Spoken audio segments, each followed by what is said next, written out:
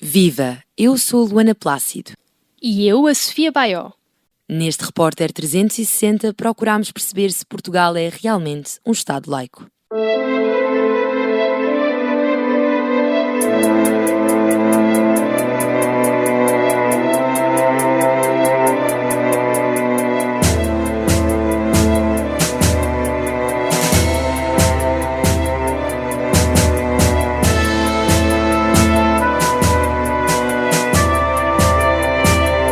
Repórter 360. A laicidade, normalmente definida, deveria consistir em dar um plano de expressão a cada forma de religião em que o Estado não interfere, não favorece nenhuma nem outra. Laicidade, um conceito que apela à tolerância.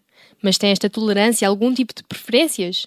Duncan Simpson, investigador do Instituto de Ciências Sociais da Universidade de Lisboa, traça uma linha do tempo para perceber a gênese da relação entre Estado e Igreja.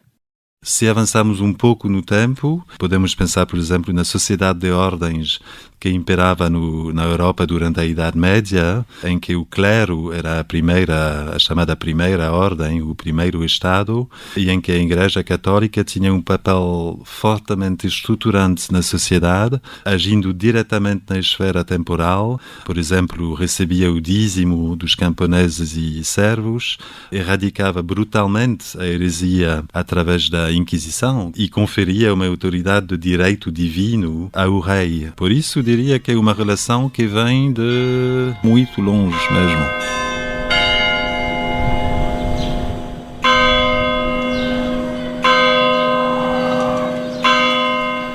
Aos domingos está presente na missa matinal da paróquia de São Julião do Tujal. Hoje, o padre Pedro Sousa dá-nos a conhecer a perspectiva eclesiástica sobre a separação entre o Estado e a Igreja. Eu penso que o Estado, os nossos governantes, olham e reconhecem uma tradição judaico-cristã no nosso país. Isto é uma marca. Nós somos nação, desde a origem da nossa nação portuguesa, nós temos essa marca do catolicismo, no tempo dos reis e depois no tempo que seguiu da República. Tanto na monarquia como na República há uma noção clara que há uma história cristã que está na nossa gênese. A voz de quem não se conforma com o paradigma laico atual é representada pela Associação República e Laicidade. Ricardo Alves, dirigente e fundador da organização, tem um papel ativo na procura pelo cumprimento dos princípios da laicidade.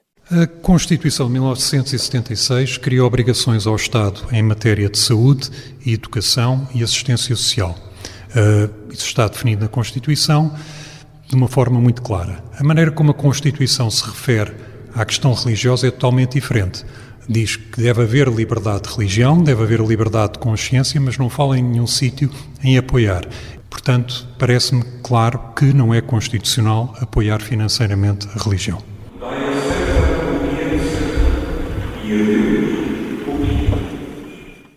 Portugal é um Estado laico na sua origem, no sentido, na sua Constituição está presente isso. É verdadeiramente um Estado laico? É, mas é um Estado de gente católica. O facto de ser Estado laico não nos pode fazer perder a história e sobretudo a tradição. E por isso, é um Estado laico, e ainda bem, não é um Estado que assume ser, eu sou Estado católico, ou muçulmano, ou mesmo judaico, mas é um Estado laico com uma tradição confessional.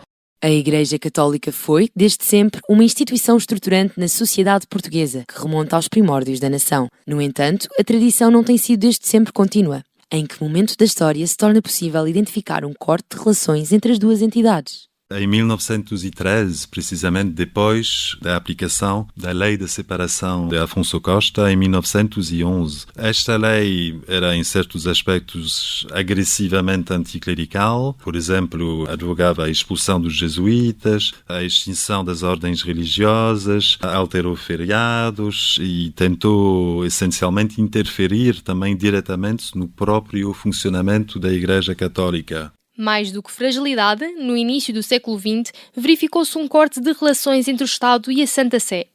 Nos dias de hoje, a manutenção de um Estado laico em Portugal é também uma preocupação de Rodrigo Brito, licenciado em Sociologia e membro da direção da Associação República e Laicidade. O Estado estar a apoiar qualquer uma das religiões está a pôr religiões em competição umas com as outras, ou mesmo a religião em competição com a não-religião. O Estado ser neutro em relação a isso é a única maneira de garantir a liberdade religiosa, e esse é o espírito da laicidade, que não apenas não promove a religião, como garante a sua liberdade.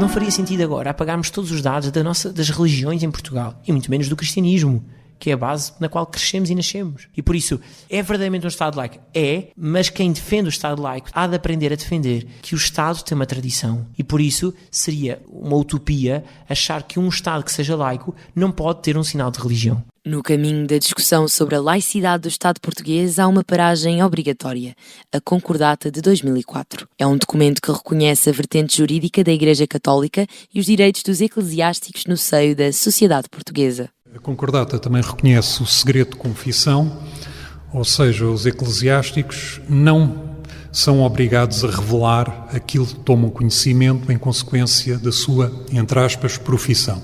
Também existe um segredo para os advogados e para os médicos, mas se virmos o Código de Processo Penal, é mais fácil a um tribunal português levantar o segredo profissional dos advogados e dos médicos do que o segredo profissional dos eclesiásticos. Portugal só será um Estado verdadeiramente laico quando não existir concordata e quando a lei da liberdade religiosa for aplicada de forma igual a todas as comunidades religiosas. É importante saber que, em geral, estas concordatas fazem-se com países que tiveram uma relação recente, mais conflitual com a Igreja Católica, o que foi, obviamente, o caso da Igreja Católica com Portugal durante a Primeira República. Desta forma, é possível ver o posicionamento da hierarquia eclesiástica em relação a esta vontade de concordata como uma forma, de uma certa maneira, mais defensiva em relação a conseguir garantir alguns direitos já adquiridos. Leis, feriados e missas transmitidas na televisão pública. São estas algumas das críticas para que os portugueses apontam ao refletir sobre a laicidade do Estado em que vivem. Será que as medidas estatais vão ao encontro dos ideais defendidos na Constituição portuguesa? Não acho, até porque o que vemos, por exemplo, na RTP não corrobora com isso. Nomeadamente, o que tu vês é a transmissão só, por exemplo, de um culto católico e não de uma outra religião qualquer.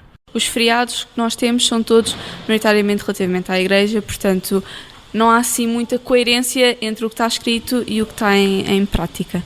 Não vejo grande influência da Igreja nas leis portuguesas, obviamente que há leis dedicadas a isso, mas não vejo que a Igreja tenha uma grande influência em trocar leis. É no meio desta diversidade de perspectivas que se insere a existência de educação moral e religiosa católica nas escolas públicas do ensino básico e secundário em Portugal.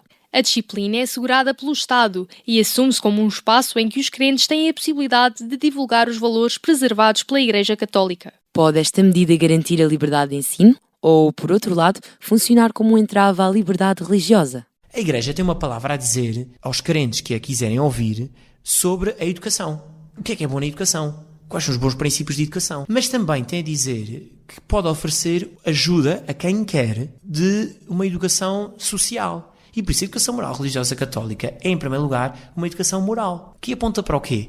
Para a dignidade da pessoa humana, que aponta para o bem comum e que aponta para os princípios da solidariedade. A Concordata cria um conjunto de privilégios a favor da Igreja Católica, nomeadamente ao reconhecer o direito canónico, nomeadamente ao introduzir na escola pública, na Escola da República, a educação moral e religiosa católica com professores nomeados pelo clero, mas pagos pelo Estado, e ao criar a obrigação da escola pública ter aulas de educação moral e religiosa católica. Até agora só tem havido contestação muito minoritária quanto a estes assuntos. Para mim, isto deve ser, em parte, importantes mudanças que foram feitas desde os tempos do Estado Novo. Por exemplo, em relação às aulas de educação moral e religiosa católica, agora só participa quem declara querer participar naquelas aulas. No tempo do Estado Novo, havia uma ligeira, mas que importante diferença. Basicamente, era quem não queria participar naquelas aulas que tinha que o declarar abertamente. No quadro das relações entre Estado e Igreja, surgiu este ano, 2023, um grande protagonista.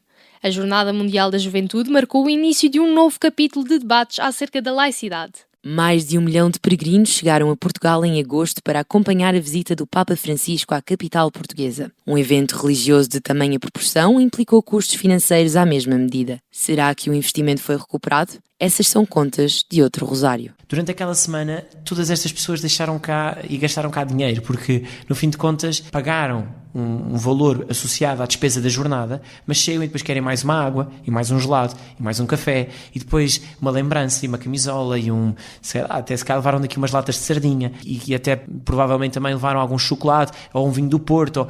Isso é tudo riqueza para o nosso país. Quando o assunto é despesas e lucros, também as autarquias têm uma palavra a dizer. Sónia Paixão, vice-presidente da Câmara Municipal de Loures, faz um balanço geral das consequências socioeconómicas da jornada no município. De todo não houve desperdício financeiro. Nós tivemos a preocupação de a maior parte do nosso investimento, que foi na ordem dos 8 milhões de euros, ser em coisas que ficavam. Portanto, foi um investimento, quer do ponto de vista material, quer imaterial, em algo que, para além da realização da Jornada Mundial da Juventude, vive, está cá. Portanto, foi um investimento puro. Nós temos muitos peregrinos que tiveram cá durante a semana. Chega a dia 6 de agosto, o Papa saiu, regressa a Roma e os peregrinos não regressam aos seus países. Muitos deles ficaram até dia 10, 12, o que faz com que eles tivessem que gastar até em alojamento, porque a jornada só oferecia alojamento até dia 8. O Papa falou em tudo que não falou neles. O Papa também não sabia, nem tinha que falar neles. Não doeu. Quem sabe foi, porque a empresa grande... O Estado financiar, acho mal. A Igreja tem muito dinheiro. E, por exemplo, eu estive a trabalhar nas Jornadas Mundiais da Juventude em Cascais e o dinheiro que eles gastaram em brindes para oferecer aos peregrinos foi um balúrdio e eu acho completamente desnecessário, porque nós ficámos com uma quantidade gigante de brindes de sobra e o dinheiro que foi gastado ali já não dá para recuperar. Olha, o que é que fizeram ao palanque, fizeram lá embaixo em Sacavém? Gostava de saber que gastou-se lá muitos milhões. É para as gaivotas. O evento religioso católico trouxe consigo peregrinos de todo o mundo, mas os críticos ao investimento alocado também embarcaram na viagem. Ainda assim, o padre Pedro Sousa reforça a importância da equidade na distribuição orçamental. Não se vai investir, se calhar, 2 milhões para fazer um evento para 20 pessoas e 2 milhões para um evento para 1,5 milhão de pessoas. Não quero com isto dizer que o Estado não invista também em eventos de outras religiões. O município de Loures foi palco de profundas renovações estruturais com vista à visita do Sumo Pontífice. O espaço onde antes se amontoavam milhares de contentores deu lugar ao recinto que acolheu centenas de milhares de peregrinos. O Parque Tejo Trancão era uma área territorial onde as populações viviam de costas para o Rio Tejo e, graças à concretização da Jornada Mundial da Juventude, foram criadas todas as condições para que muito em breve seja uma zona de recreio e de lazer, um grande parque desportivo onde as pessoas possam usufruir dele. O Parque Tejo Trancão, aquela área foi melhorada, mas fora tudo isso, vimos escolas que, por exemplo, tinham lá defeitos, sei lá, até nos chuveiros, foram arranjados por causa da jornada. Há um lugar que fica. Uma junta de freguesia, de uma zona onde eu trabalho, de Fanhões, pôde capacitar as associações locais com balneários. Até agora não havia balneários. Isto foi um legado que a jornada deixou. E por isso, foi a propósito da jornada que se fez a obra. Mas não foi para a jornada, foi para aqueles munícipes, para aqueles fregueses. O que faz um bom azeite? Sabe como escolher? Venha descobrir e explorar este produto tão importante da nossa gastronomia na Escola do Gosto. Dia 25 de novembro no Porto, venha provar e aprender com Ana Carrilho, Edgardo Pacheco e o chefe André Cabrita. Os lugares são limitados. Inscreva-se já em público.pt. O papel de preparação dos espaços públicos para a recepção do chefe de Estado foi desempenhado por algumas das câmaras municipais da área metropolitana de Lisboa. A Câmara Municipal de Lisboa, a Câmara Municipal de Loures, a Câmara Municipal de Oeiras e a Câmara Municipal de Cascais, que foram os 4 intervenientes na ação da Jornada Mundial mais de perto, depois também reconheceram que isto era uma mais-valia para os seus municípios, porque iam trazer o chefe de Estado, o Papa, ao seu município. E isto é preciso sublinhar que, por exemplo, a Cascais nunca tinha ido o Papa, a Oeiras nunca tinha ido o Papa, é uma marca que fica. A Louros nunca tinha ido o Papa, e o Papa pisa território municipal de Louros, não é? E por isso é uma mais-valia, e depois tem uma mais-valia porque o próprio município pensou, vamos trabalhar e vamos melhorar a nossa área. E no fim de contas, as obras que se fizeram e o apoio financeiro que houve a propósito da jornada, o que fez foi poder aprofundar melhor e poder melhorar as condições do próprio município. É evidente, quer a Câmara de Lisboa, quer a Câmara Municipal de Louros, quer a Câmara Municipal de Oeiras, cederam terrenos, cederam meios, financiaram objetos que eram exclusivamente para o culto católico. Nós não cedemos nenhum terreno. Os 75 hectares onde ocorreu a jornada eram de 4 proprietários. Uma parcela da Câmara Municipal, uma parcela da Galp, uma parcela da Corticeira e outra parcela das Infraestruturas de Portugal. As outras 3 parcelas foi dada autorização à Câmara para ceder durante aqueles 6 dias à Fundação JMJ para a concretização da jornada.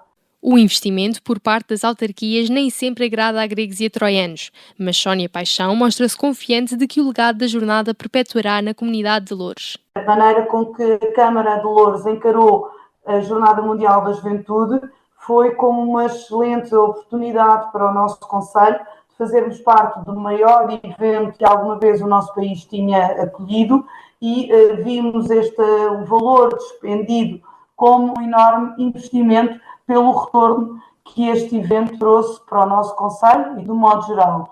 Daqui, se calhar, a 25 anos, vamos olhar para o território de Louros e vamos dizer foi graças à Jornada Mundial da Juventude que passámos a usufruir desta enorme zona de lazer.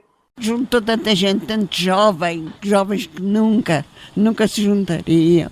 Olha, a minha filha teve 6 franceses lá em casa. O meu neto veio de propósito do Luxemburgo para ir assistir às jornadas. Portanto, eu acho que sim, que resultou. Embora a despesa fosse grande, mas paciência, olha. As opiniões não são consensuais entre os portugueses, mas incontornável é o facto de o catolicismo estar presente enquanto tradição no país desde a sua gênese.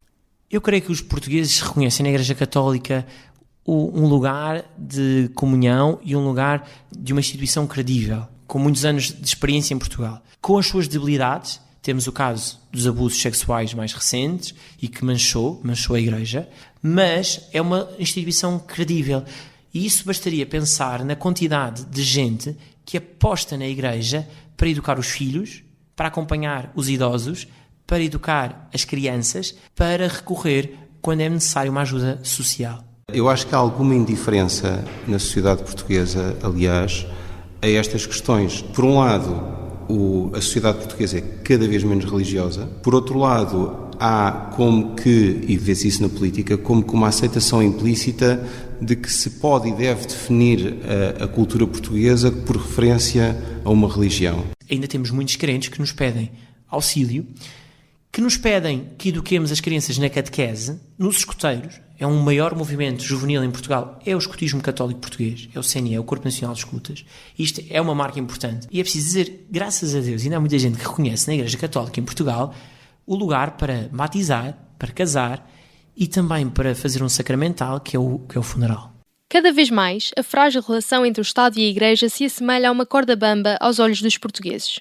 É nesse sentido que se torna imperativo que o respeito prevaleça enquanto máxima, independentemente de qualquer crença religiosa. Quantas vezes eu, como padre, já rezei o terço na rua, ou na praia, ou em qualquer sítio? E isso é o que me permite ser um Estado laico. É que eu posso rezar, mas posso ter ao meu lado também um muçulmano que está a rezar para Meca ao meu lado. E isso não há problema. O problema é achar que não se pode fazer nada disso. Garantir a liberdade religiosa sem apoiar as atividades da Igreja não é hostilizar os crentes, é dar-lhes liberdade. E este tipo de ideia tem que estar mais presente na mente dos políticos. Nós temos tido grandes eventos, grandes demonstrações de respeito por todas as outras ordens religiosas e assim nos manteremos. Todos os políticos devem ter essa consciência, todos os cidadãos. Sobretudo o que deve imperar é o respeito. Havendo respeito pelo outro, ao respeito pela sua orientação, seja ela religiosa, orientação sexual, todos os tipos de orientação política. É isso a que devemos todos honrar, o que está escrito na Constituição da República Portuguesa, enquanto cidadãos portugueses. Esta reportagem foi produzida por mim, Sofia Baió, e coordenada e produzida por mim, Luana Plácido. O design é de Carlota Real e de Cláudia Martina. A sonoplastia do genérico de Luís Batista. FM